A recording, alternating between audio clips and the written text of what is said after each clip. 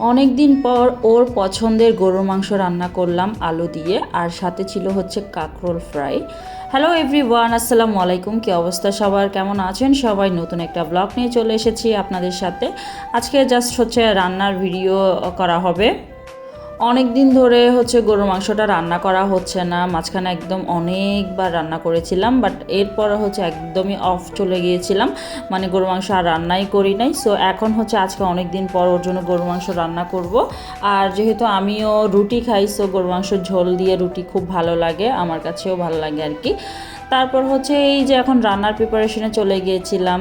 তারপর আমি সারাদিন হচ্ছে কাজও করি নাই আজকে রান্নাটা হচ্ছে সন্ধ্যায় রান্না করতেছি। অনেক দিন একটা সময় গেছে আমি সারাদিন হচ্ছে কাজ না করে সন্ধ্যার সময় কাজ করতাম, আর এখন হচ্ছে সন্ধ্যায় কাজ না করে দুপুরবেলা কাজটা শেষ করে ফেলি, মানে হচ্ছে সকাল টাইমে আজকে সব কিছু শেষ করে ফেলি। ওইটা অবশ্য আমার জন্য প্লাস পয়েন্ট।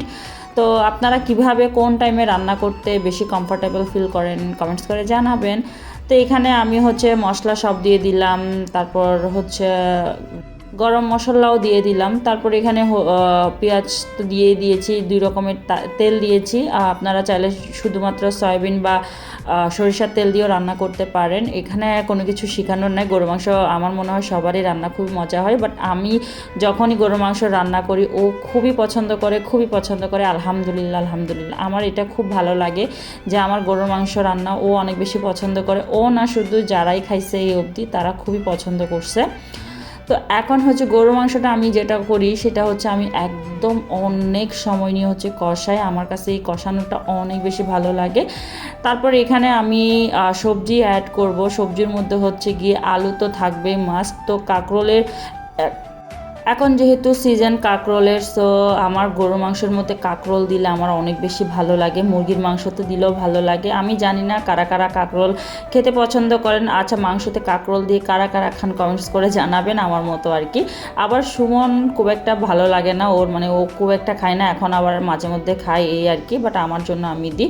মাঝে মাঝে আমি পেঁয়াজও দিতেও পছন্দ করি, আমার খুব ভালো লাগে। তো এই যে দেখেন আমার মানে ডেক্সির সাইডের অবস্থা দেখলে বুঝতে পারবেন কি পরিমাণ লেগে গেছে। তাও আমি হচ্ছে পানি দিই নাই, পরে একদম মন মতো কষানোর পর হচ্ছে আমি ঝোলটা দিয়ে দিলাম। এখন এটা দেওয়ার পরে সুন্দর করে হচ্ছে এতটুকুতে রান্না হতে থাকবে। এখানে আমার যত কাজ ছিল সব শেষ। এখন চলে যাচ্ছি কাঁকরোল ফ্রাই করার জন্য। এটা অপশনাল একটা জিনিস, যেহেতু সকালবেলা ওকে টিফিন দিব, সো মানে একটা তরকারি দিয়ে টিফিন দিতে আমার না কেমন জানি লাগে। তো আমি ভাবলাম হচ্ছে কি করব, কাঁকরোল ফ্রাই করি, যেহেতু ফ্রাই জিনিস খুবই পছন্দ করে। আর আগে হচ্ছে আমার পটল ফ্রাই, বেগুন ফ্রাই সব ফ্রাই করা হইতো। এখন যেহেতু জিনিসটা অফ রেখেছি, যেহেতু আমি ডায়েটে আছি আর ও মোটামুটি ডায়েট করে হালকা পাতলা, তো তেলের জিনিস ভাজা পোড়াটা একটু কম খাওয়ার চেষ্টা করি আর কি।